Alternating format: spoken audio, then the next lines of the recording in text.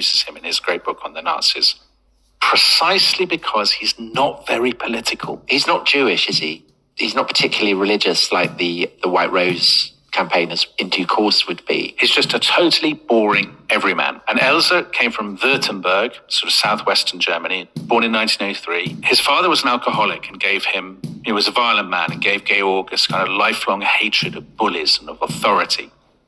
He becomes a carpenter. He's a very nondescript person. He's short, he's kind of quiet. He has girlfriends. He has a son, kind of out of wedlock, but he's not married. He's not a reader. He doesn't read books. He doesn't even really read the newspapers, so he doesn't know what's going on. And in that respect, he's completely normal. Although there are kind of radios everywhere, aren't there? I mean, this is the thing, that there are more radios in Germany than anywhere else, and even those who don't have them have to listen to them kind of blaring out from cafes and things. So presumably he is familiar with at least the headlines, I guess. Yeah, of course, he's familiar with the headlines. Now, and of course, he's drawn into politics almost despite himself, as everybody is. So he belongs to the Woodworkers' Union. Because he belongs to the union, he voted for the communists in the late 20s and early 30s because he thought they would get workers a better deal. And he'd actually joined their kind of paramilitary group, the Red Front Fighters, but he never turned up to meetings. It's just not really his thing. He doesn't care for the Nazis. He never voted in elections and referendums under the Third Reich. And his reason was not ideological. Really, it was that he didn't think they were for the working man. He didn't think they got working people a good deal. He said, our pay is not very good, all of this kind of thing. And Georg's Second World War is coming. He becomes very anxious about it and very alarmed. So the key thing for him is late 1938 when Hitler turns on Czechoslovakia. And Georg Elser becomes convinced that Hitler's going to drag us into a war and poor working class Germans like me will pay the price for this. This is where he becomes unusual. He decides, well, the only way to stop this is to get rid of Hitler and the Nazi top brass. I need to eliminate the leadership. And is he doing this entirely on his own? Entirely on his own. This is the mad thing. So he's just a carpenter, right? He's a nobody. He just says, well, clearly nobody else is going to do this, so I'm going to do it. He's a have-a-go hero. He's a have-a-go hero. And he reads that every eighth and the Nazis are useless, completely incompetent. Number two, he can see where Hitler was speaking, and there's a pillar right behind it. And he thinks, well, if I could get a bomb in that pillar, I'd kill Hitler and I'd kill all his entourage. Now, as luck would have it, like so many Germans at this point, Georg has basically been reassigned to work in an armaments factory. Oh, right. So there were lots of timers and explosives. Exactly. So over that winter, he steals loads of fuses and detonators from work, kind of just shoves them in his pocket and walks out with them. And the following spring, so April 1939, he comes back to the beer hall. He kind of waits till everyone else has gone late at night. And then he takes photos, he measures it up. He's a carpenter, so he knows what he's doing.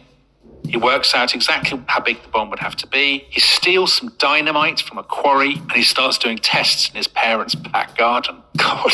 So, I mean, if your son started doing that, you might be perturbed, but clearly not. Impressive forward planning, right? He's the most impressive person in this whole series, frankly, and this series has got Churchill in it. So he is so meticulous, and he really plays the long game. And don't forget, he came up with this idea now almost a year ago. Yeah, I mean, really playing the long game. Really playing the long game. August 1939, the 5th of August, he comes back to Munich. He rents a flat, and he starts going to the beer hall every night to have his dinner and to have like a pint of German ale. Very cunning. And every night, he gets into a storeroom. He hides in the storeroom and he waits till everybody else has gone and the staff have all gone home. Then when the coast is clear, he comes out the storeroom, he goes up to the pillar, he carves out this hole, and he's so meticulous. So basically, he builds a secret door in the wooden cladding of the pillar that only he knows how to open, that looks just like the rest of the cladding. Then behind that, he hollows out a sort of a niche in the brickwork of the pillar with a special chamber. He lines this chamber with tin so that if you knock on it in the beer hall, he buys a ticket to the dance. Presumably he doesn't do any dancing. He waits until 1 o'clock, everyone's gone home, and that's the night that he puts in the timer and the detonator. So now it's there, it's ready to go. What is almost as striking as the kind of meticulousness of his preparations, it's the kind of incompetence of Nazi security. I mean, you would think that they would go around checking for things like this if Hitler's coming. I don't know, because I was thinking precisely this about the whole business of hiding in the storeroom. I was almost tempted, I mean, it'd be a mad thing for me to do, it's part of my research, to try hiding in the storeroom of a restaurant or something, to see how whether I could pull it off, whether I could hide in the storeroom, come out. The headlines would write themselves.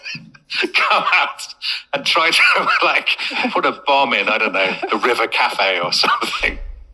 I don't think I could do it. Well, I'm rubbish at crafts, so I undoubtedly can't. Well, also, I mean, you wouldn't want to experiment with explosives in your garden, would you? No, I wouldn't. I definitely wouldn't. Yeah, but this is all by way of making his preparations all the more striking. Yeah, I guess the other thing is people aren't going to come up to him and say, "Oh, I'm a member of the Rest is History Club. How wonderful to see you in the restaurant." Yeah, that's true. What are you doing with that gel ignite? You've come here for the last 3 weeks. You have a very strange and unexpected life. Anyway, 7th of November, he visits the beer hall one last time. He has his pint and whatnot. He waits until after closing. Then he checks the pillar. He puts his ear to the pillar and he can just hear the clock ticking.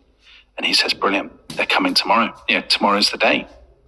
So he's set the timer. It will go off at 9:20 in the evening of the 8th. So that will be just over an hour, probably, into Hitler's speech. All the party faithful, the bigwigs will be there. Everything is prepared. And so it is. On the 8th, the day that it's going to go off, Georg, very contented, leaves Munich and he's heading for Lake Constance.